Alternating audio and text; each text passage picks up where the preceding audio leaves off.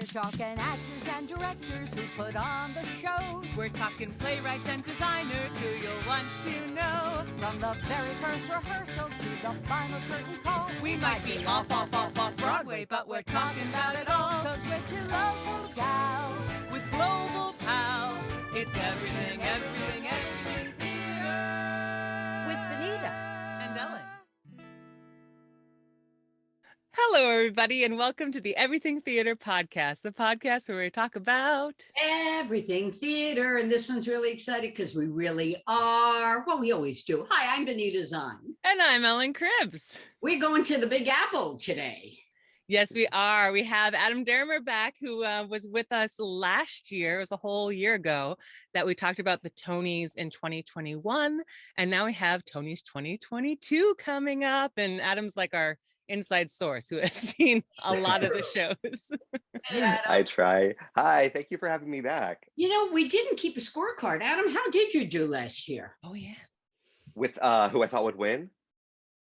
I think I did pretty well because we had very few choices, if we remember correctly. I think the one I missed was Best Leading Actor in a Musical, though. It was a tough choice.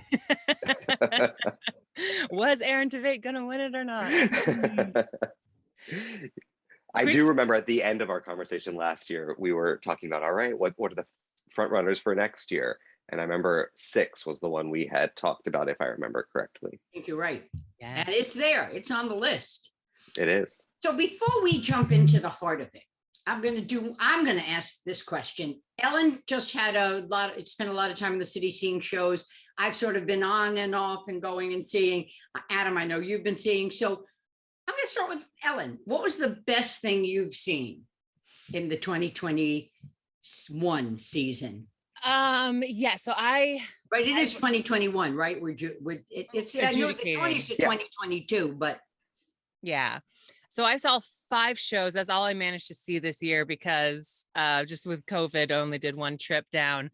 And I think of the shows that I saw, my favorite was 6.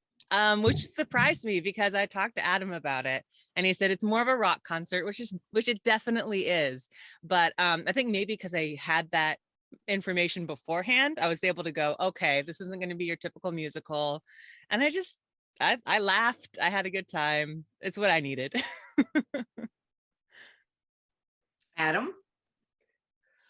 That is such a hard question because I want to say, well, what about this? What about this? But if I had to choose, the best thing I've seen this season from beginning to end is Dana H.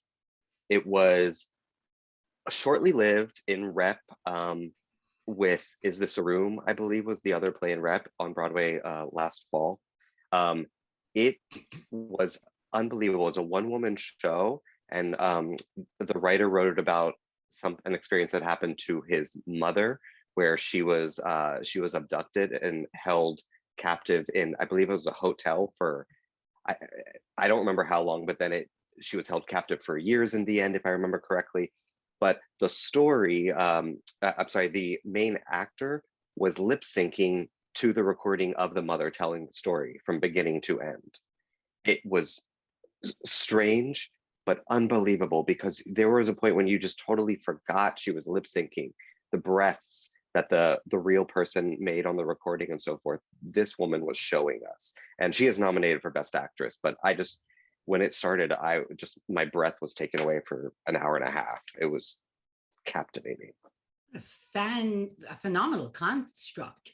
Yeah. It was wild, just so simple. She pretty much sat in a chair the whole time, and she had earpieces in so she could listen to the recording as well very closely. It was unbelievable. I mean, there's so much great stuff, but I think that one stuck with me the longest. So Benita, what did you like? Yes. Lehman Trilogy. Perhaps the most perfectly directed show I've ever seen. And every actor, there was not a misstep in it. It was breathtaking to me. And 3 acts. Yeah. Dry material, you would think, but not, because it was the human story of this powerhouse dynasty that was built and then lost. Did you see it on Broadway, or did Yeah. you see it when it was at Park Avenue? Okay. I saw it on Broadway. Okay. Yeah. I saw it at Park Avenue Armory, and the set was, that's what that space is. It's just Right. cavernous. It's massive.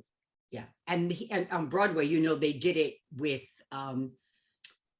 backdrop, you know, with it was electronic, you know, they Okay. did it Oh. that way. They parsed the space, which Mhm. was a revolving set, Okay. but everything in the background, and it was done in black and white. Oh. It was truly, it was, my husband and I came out and we were like, what did we just witness? What were we just part of? So it was, I think overall, I think we can safely say it was, despite COVID and numbers still being down about half, I think was the latest figure, you know, ticket sales. It was a very exciting year. It absolutely was a great year for plays. I will say a little bit more, in my opinion, than musicals. Yeah. Even though a lot of things were very short-lived, but there was some beautiful, fresh content on the Broadway stages this season. And there were some plays that didn't get nominated that were a little surprising, right? Like Passover, I believe. I didn't see it, but I had heard such great things about it.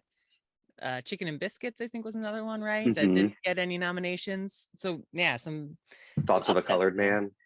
Yeah. Yeah. That was one that really surprised a lot of people. Yes. I think what interests me the most about that, I think more so than ever, people are forgetting about some of the earlier season stuff because so much came, especially in the spring earlier this year, but also things that stopped and started, came back, then were closed. It was just such a turbulent journey for shows. I really think there's a sense of COVID theater brain happening. People are just kind of forgetting about the earlier stuff. So what did David Ives say, right? It's all in the timing. Yeah. I wish I had a bell. Yes. Next. And on that note, ding. So let's take a look at the list. Yeah. What should we start with? Why don't we start with, well, the way they listed it, you know, the New York Times and that girl. Best New Musical. Girl from the North Country, MJ, Mr. Saturday Night, Paradise Square, and Six the Musical. Look at, everything that, Okay. but I saw Mr. Saturday Night opening night at Barrington Stage. Oh, okay. So talk amongst yourselves. Yeah, I think all three of us have seen Mr. Saturday Night, which I think Billy Crystal is a lovely, amazing performer. And I mean, that's why you see that show.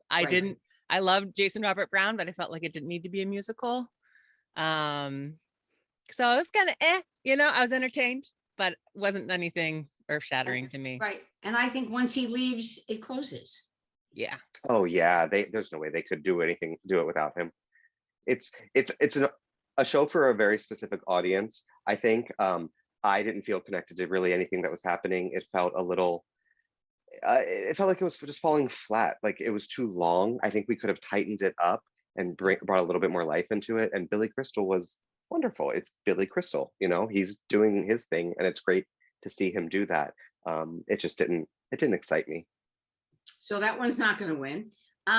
We're back. Now we've got The Girl from North Country, MJ, Mr. Saturday Night, Paradise Square, and Six the Musical. And I really and A Strange Loop. Oh, that's right. It's the next Yes. one down. Right. Yeah. That's the other one that's still on my list. Yeah. Yeah. I'm seeing that tonight again. Are you? Yes, I saw it a few weeks ago, and the main actor was out, so I saw his understudy, and I had already bought another ticket before. It was a long story, but I'm going tonight hoping to see him because I hear his performance is unmissable. That's on my short list. And we've got some friends we meet in the city to go see, and I go, A Strange Loop. She said, but what about it? I go, can we do that after? I really want to see A Strange Loop. Yeah. I say let's talk Paradise Square first. Okay. Yeah. So Adam and I saw Paradise Square. And I think we didn't debrief too much about it, but I think we both liked it. And I thought, it needed a little, to me, it needs some trimming. Yeah, need to cut out some fat. I read this article that was fascinating that criticized it, saying that it was too much like Ragtime. And I was like, but Ragtime's one of the best musicals of all time. I don't understand why that's a bad thing. And it basically was saying, oh yeah, these grandiose musicals, we don't want them anymore. I love those musicals. And this definitely felt like one of those classic big musicals. It needs to it's got amazing dancing. I wonder choreography wise might be up for some stuff. It had some really interesting blend of like traditional like African dance with modern stepping and stuff, which was really kind of neat. Um And Irish, like folk dancing. What an yeah, odd combination. Yeah. yeah, so that was really neat. Maybe a little too much Irish dancing. I mean, they were amazing, but could have cut it out a little bit. Um, but I mean, the huge takeaway is Joaquina Calacongo. I believe that's how it's pronounced. Joaquina Calacongo. Yeah. There we go. Yes, she is phenomenal. And this happened in both. I think it happens every night, but Adam and I both saw that she gets a standing ovation after one of her songs. Like the show just stops. And that is such a rare moment, and it's so special when that happens. And for me, I'm like, I refuse to do it. And it happens on occasion, but this time, I would say a minute before that song ended, my body was ready to push me up. I was ready to do it. And then as soon as the song ended, there was a brief hesitation, and then but like just people shooting up everywhere to clap for it. It just, she bared her soul. I mean, I was in the mezzanine too, and I could see the tears. Like, you know, it was so palpable being that far away. Yeah. It was beautiful. So who do you pick? For musical? Mm-hmm. Okay. I have a few thoughts on this. I think the front runner right now is actually A Strange Loop. However, 6 I think is right neck and neck with it. It just depends on how the voters are looking at it. And I started thinking about this because voters, they're from all over the country and they're from different organizations and leagues. Do you know who votes for the Tonys specifically? I'm not quite sure, actually. I pulled this up because I thought this would be a really interesting thing to think about, because you have to think about what their minds are thinking about when it comes to what we're going to label as best musical. So to break it down, there are approximately 831 eligible voters this year. It fluctuates year to year. They're mostly from the Broadway League. They're board and directors, designated members from advisory committees from the American Theater Wing, along with members of governing boards of Actors Equity, the Dramatists Guild, the SDC, Stage Directors and Choreographers Society, United Scenic Artists, and the Association of Theatrical Press Agents and Managers. And there's also voters from the Theatrical Council of Casting Society of America, the New York Drama Critics Circle, and the Board Council of the National Association of Talent Representatives, and the Tony Awards Nominating Committee. That's what the official website says. I just think it was really interesting because they're all looking for something different, right, with what they can do with the show. Right. So it's not, we always talk about upsets. Well, it's like, what is an upset when somebody doesn't win? But I think it's interesting to really think about, A, what show needs it the most to be sustained, but what show is going to be successful long-term after it closes on Broadway. And I think they're two different answers, especially this year. Yeah. But in that case, I think 6, if it's all about sustainability and running national tours and so forth, that would be the winner, although it's already doing that kind of stuff. It's already out on the road, on cruise ships, internationally. Whereas A Strange Loop, I think I would say is the thing that needs it the most and is the most, probably one of the most brave musicals I've ever seen on a Broadway stage. So it's really interesting to see like which way are the voters going to go this year. But I will say they could surprise us with Girl from the North Country, even though it wasn't my favorite, but it was haunting and beautiful and it stayed with me. And MJ has a very obvious like long-term life. So honestly, I'm confused this year. So if you were casting a ballot, Adam, who would you vote for? I would do A Strange Loop. Okay. I think it's important. It's a really important story right now. First one in the column. Let's do best play next. Yeah. And these are interesting. We've got Clyde's, which I'm not familiar with at all. Hangman, the Lehman trilogy. We know how I feel about that. The Minutes, and Skeleton Crew. So I can speak. The only one, unfortunately, that I had the chance to see was Hangman. And I love me some Martin McDonough. I mean, he's my top 3 playwright of all time. But this one, I think I've kind of broken his formula for playwriting. And so watching it, it didn't surprise me because it was a very classic McDonough play. And so there's, kind of a classic twist that I was like, yeah, that's how his other plays are. So I don't think that's a contender personally, although the set is really cool. They had a whole first set that literally the entire thing lifted after the first scene to reveal a whole new set underneath, which was very cool. And then the lifted part became another set later on. That's right. Yeah. Well, so that goes into another category. Yeah. Adam, what do you think? It's funny. I would have said Hangman or The Minutes, but as I said, I forgot about the Lehman trilogy being a part of the season. I also saw it a couple of years ago when it was at Park Avenue Armory, and I didn't see it this time. So I will say I think the Lehman trilogy is going to go for best play. I'm not sure how it couldn't really, now that I remember about it. And all 3 actors, that's wild. All 3 actors nominated. Yeah, rare, very rare. Right? How do can you give it to all of them? I don't know who you pick out of that. There have been ties. There have been ties in the past. It's possible, but I don't think it will happen. No, but each one, so in my book, then they're going to go somewhere else. I just think that ends up happening. Just my 2 cents. What can I tell you? So let me get out of this, go back to, come on. They changed. All right, I'm going to do it on my phone. I had my list. You got the next one, Ellen? I say we can talk about the revivals. Yeah, let's do that. So musical. That's going to be tough. Musical revival. We only got 3 there: Caroline or Change, Company, and The Music Man. And I think between the 3 of us, Adam's seen Company and has tickets for The Music Man that hasn't seen it yet.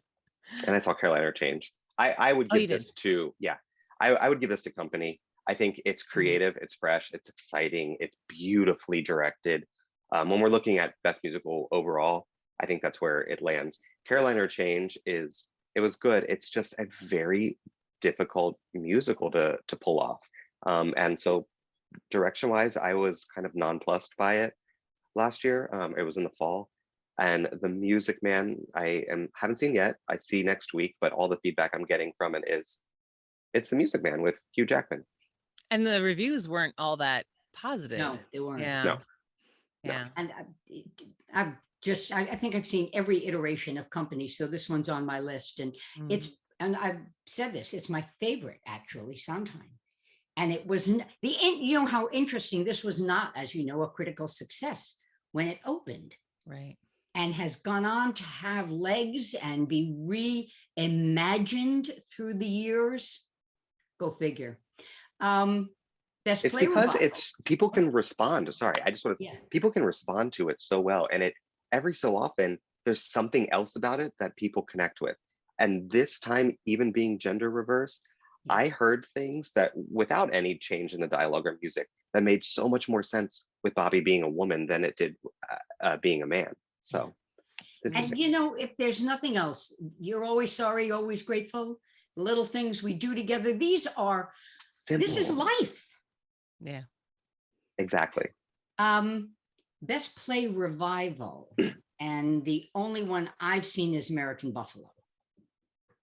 Yeah, and there's also For Colored Girls Who Have Considered Suicide When the Rainbow Is Enough, How I Learned to Drive, Take Me Out, and Trouble in Mind, which, little fun fact, How I Learned to Drive and Trouble in Mind have never been on Broadway before. This is their Broadway debut, even though they're, revivals. And Take Me Out, there was some controversy because someone in the audience took pictures.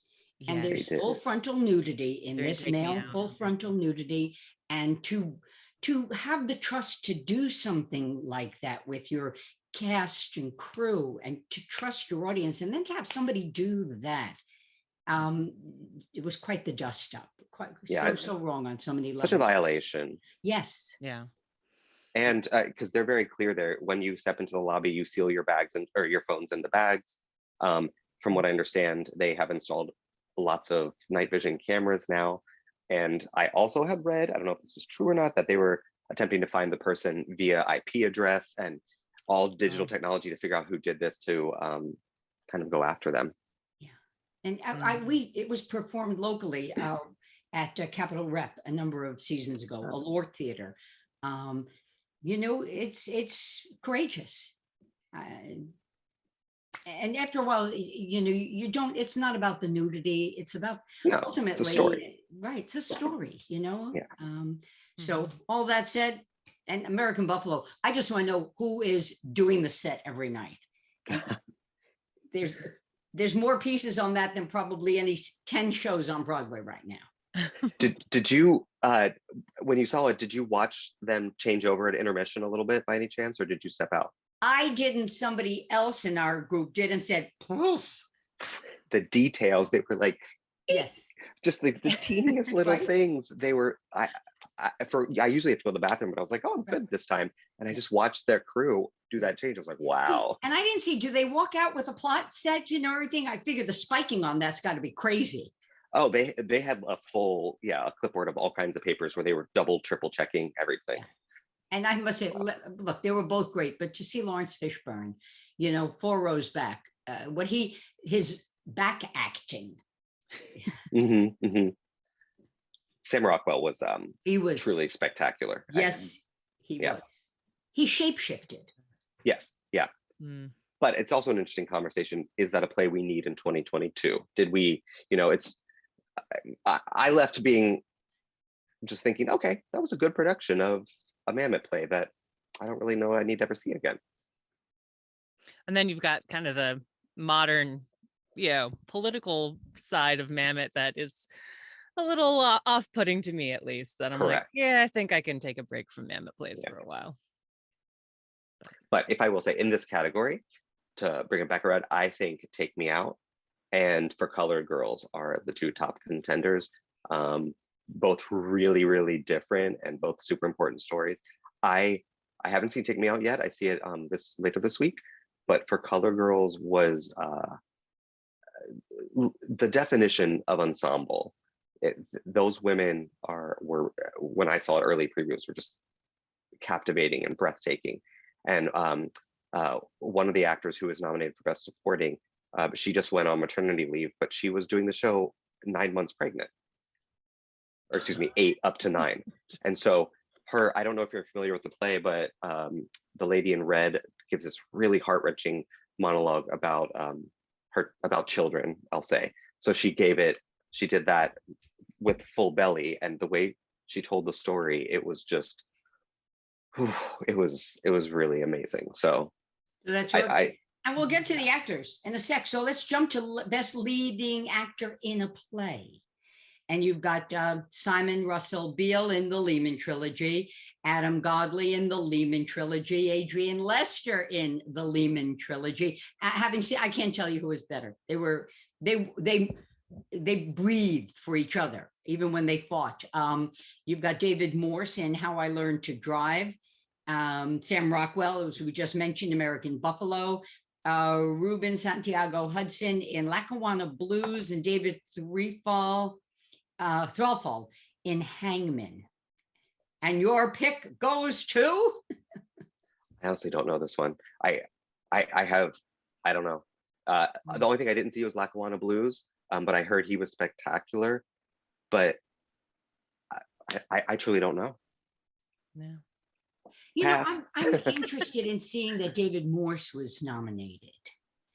That's not a name I think that we normally think of in an honors category. He's one of those actors who is the backbone of so much, stage, small screen, always delivering. Yeah. And here he gets the spotlight. It's a difficult role, and he did it beautifully. So it is possible, but I truly don't know. Would you say, Ellen? Unfortunately, the only one I've seen out of this was Hangman, so I don't have an educated guess on this one. I think, like you were saying, Benito, with the three men from Lehman trilogy, I would want to lean towards one of them, but how do you choose one of them? So, yeah. I mean, I would maybe lean Adam Godley if I had to, but I also, I think Adrian Lester was not in the production that I saw. They replaced one person. So Oh. I forget who it was though. And I wonder if that will hurt their chances actually, because we see this in award shows all the time where the vote gets split, right? And then some True. third party, comes up and takes it because, you've got three great actors in the same show all competing for the same award. So what about True. Best Leading Actress in a Play? You've got Gabby Beans in The Skin of Our Teeth, LaShans in Trouble in Mind, Ruth Negga in Macbeth, Deirdre O'Connell in Dana H., and Mary Louise Parker in How I Learned to Drive. I'd go Deirdre O'Connell if I was choosing. I think because of the rave reviews she personally got, it could lean that way, but I wouldn't be surprised if it was Gabby Beans or LaShans. Yeah. Yeah.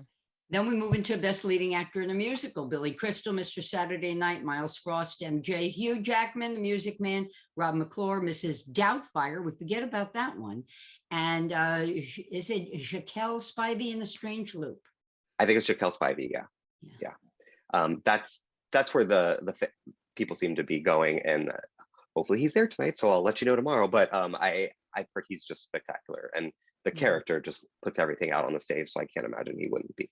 I think the difficult one, people might lean Hugh Jackman because it's Hugh Jackman, but I'm not getting that feel from lots of people. Yeah. But Rob McClure was amazing, and I also didn't see Miles Frost, but I heard he is just unbelievable as Michael Jackson. So, but I think Jaquel Spivey. Best Leading Actress in a Musical, Sharon D. Clarke, Caroline or Change, Carmen Cusack, Flying Over Sunset, Sutton Foster, The Music Man, Joaquina Calacongo, Paradise Square, and Mare Winningham in Girl from the North Country. I find it very interesting they put Mare as leading actress because I would have put her in featured. She was spectacular in it, but hands down, personally, I'd go Joaquina Calacongo. I think it could go to Sharon D. Clarke, but personally, her performance didn't affect me as much as Joaquina's did. Yeah. I mean, she was definitely the highlight of Paradise Square. So yeah, she was the backbone of it. Should we do Best Featured Actor in a Sure. play? Then? Sure. That's go ahead. Featured actor in a play or musical, did you say? Let's do whichever one you got up there first. Okay, play. We got Alfie Allen, Hangman, Chuck Cooper, Trouble in Mind, Jesse Tyler Ferguson, Take Me Out, Ron Cephas Jones, Clydes, Michael Oberholzer, Take Me Out, and Jesse Williams, Take Me Out. You get that same trio problem, huh? From what I'm gathering, I think Jesse Tyler Ferguson, people are saying how wonderful he is. Yeah. Oh, great. But Alfie Allen was fantastic as well. And unfortunately, I missed both Clyde's and Trouble in Mind. We got so much to go see. I know. Road trip. Let's see. Featured actress in the play: Uzo Aduba, Clydes, Rachel Dratch and POTUS, Kenita R. Miller. Kenita R. Miller for Colored Girls, Felicia Rashad, Skeleton Crew, Julie White, POTUS, and Kara Young, Clydes. So many good performances, but Kenita R. Miller, that's one I was talking about. She was the one performing while pregnant, and I just left the show last week to have her baby. Unbelievable performance. I don't think anything matches it, truly. Slam dunk. Featured actor, musical, Matt Doyle Company, Sydney DuPoint, Paradise Square, Jared Grimes, Funny Girl, John Andrew Morrison, A Strange Loop, and AJ Chivoli, Paradise Square. Matt Doyle. He's gotten so much attention for it, and he's just won I think Drama Desk and Outer Circle, if I'm not mistaken. Which role does he play in that? He is oh my gosh, Madeline Kahn from the 1990s like Sondheim celebration is the one who sings I'm Not Getting Married Today. Oh, okay. Yeah. So that's a role switch, gender reversal on it, and he's just spectacular. Wow. You know, it's interesting, you know, Jared Grimes gets a nomination for Funny Girl. That's a play, a musical that probably didn't need to be revived. It didn't. Yeah. It didn't. It wanted I think it really wanted to have that gravitas that Hello Dolly had a couple years ago. Mm-hmm. And it just didn't. He was great. He's a great dancer, but fun fact though, best featured actor in a musical this year has entirely first-time Tony nominees. ooh, nice fact. That's awesome. Yeah. Let's see, featured actress in musical, Jeanette Bayardell from Girl from North Country, Shoshana Bean, Mr. Saturday Night, Jane Howdy Shell, The Music Man, L. Morgan Lee, A Strange Loop, Patti LuPone Company, and Jennifer Simard Company. I would say it's a tight race between L. Morgan Lee and Patti LuPone. And L. Morgan Lee is now the very first openly transgender performer to have received a Tony nomination. Yep. Yeah, that's really exciting. And I think Patty was great, but it's exactly what you expect. With Elle Morgan Lee, you don't know her, so you don't know what to expect. And the performance just was spectacular. So I think the excitement factor. I'm keeping an eye on the clock. Why don't we do best choreography? Because you've talked about that, both of you, you know, about dancers. We've got Camille A. Brown in For Colored Girls, who considered suicide, and Warren Carlyle, The Music Man, Carrie Ann Ingrule in Six, Bill T. Jones, Paradise Square, and Christopher Wheeldon in MJ. I think it's a tight race between Christopher Wheeldon for MJ and Bill T. Jones for Paradise Square, but also Warren Carlyle's a staple, and apparently his choreography in Music Man is beautiful, but it's traditional. So right, where do the voters go with that? Yeah, that's what I'm wondering, if people will go for the more kind of new, you know, challenging, or not challenging choreography. All choreography is challenging to me, but you know, more modern. Exactly. Yeah. So I think if I had to do it from what I've seen thus far, at least, I would go Paradise Square, just because it was surprising. I like surprises, and I didn't expect what was happening, and the combinations, like you were saying, Ellen, of styles. Yeah, I think that's probably what puts it in my book, and having not seen it, but just from the commentaries and your comments, it puts it ahead of the class because it's unexpected and it's breaking new ground. Yeah. You know, let's face it, there's just so many ways to celebrate 76 trombones. Right. Yeah, you're not going to stomp out to that one. I mean, I think there's literally only 76 ways to do it. Yeah. Is there another category you want to discuss before? Because again, keeping an eye on that clock. Yeah, I mean, well, direction wise, you said Lehman Trilogy. You strongly believe that should go to who did it? Sam Mendes. Oh, Sam Mendes. Yeah, Sam Mendes. Yeah, definitely. Yeah. I get goosebumps just talking about it, and that doesn't usually happen for me. You see the show, you move on, and like you said, American Buffalo was well done, but I think we lost Adam for a moment, or at least on my screen. Oh, there he is. Oh, I'm here. No, I'm trying to find the list of directors, but it's not on my No, and you know what? I don't see it on mine either. I'm looking at the New York Times. I think I'm looking at the same thing as you. Yeah. Do you have it, Ellen? Well, we have Liliana Blaine Cruz for Skin of Our Teeth, Camille A. Brown for Colored Girls, Sam Mendes, Lehman Trilogy, Neil Pepe, American Buffalo, and Les Waters for Dana H. You don't think it's Sam Mendes? I might go to, you said Camille A. Brown, right? For Colored Girls. I would either go there, or if they really want to surprise us, go with Les Waters for Dana H, just because of the simplicity, but the innovation and what I was talking about before. But Lehman Trilogy is like big, daunting directorial task. So again, do we do that, or do we do the teeny stuff? But Camille A. Brown was the most exciting, I would say, of the three. Let's squeeze one more in. Best book of a musical? You got Christina Anderson, Craig Lucas, and Larry Kerwin for Paradise Square, Billy Crystal, Lowell Gans, Babalu Mandel for Mr. Saturday Night, Michael R. Jackson, A Strange Loop, Connor McPherson, Girl from the North Country, and Lynn Nottage for MJ. Michael R. Jackson, I think A Strange Loop. I think it's by far the best book. Mm. Whether it wins Best Musical or not, but it's the best book. It's going to be an exciting night. It is. It is. And to remind, oh, sorry, go ahead, Adam. No. I'm just excited for it.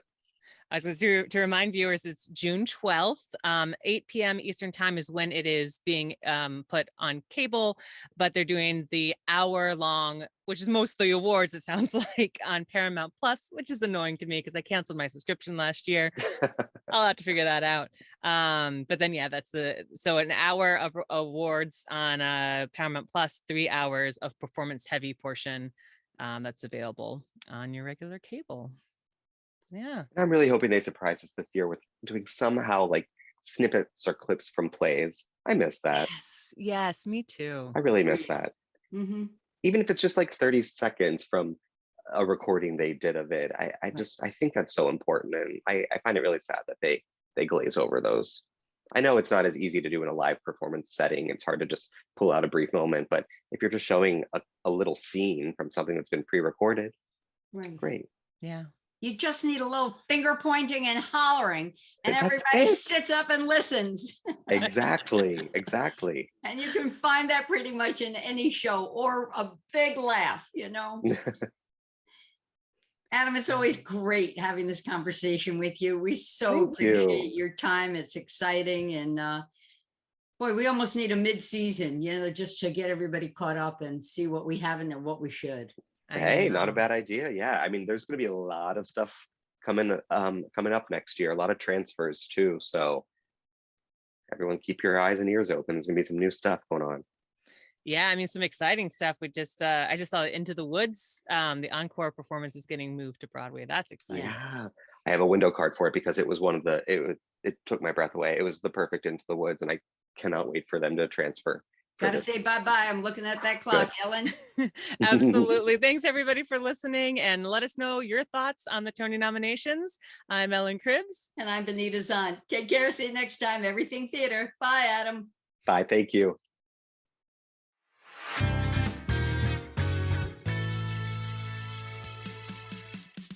Thank you so much for listening to the Everything Theater podcast. Special thanks goes out to Alice Grinling for our photography and Justin Friello for composing our amazing theme song. Please remember to subscribe to our podcast and follow us on Facebook, Twitter, and Instagram.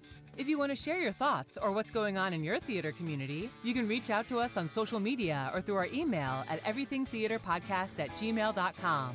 Till next time, it's everything, everything, everything.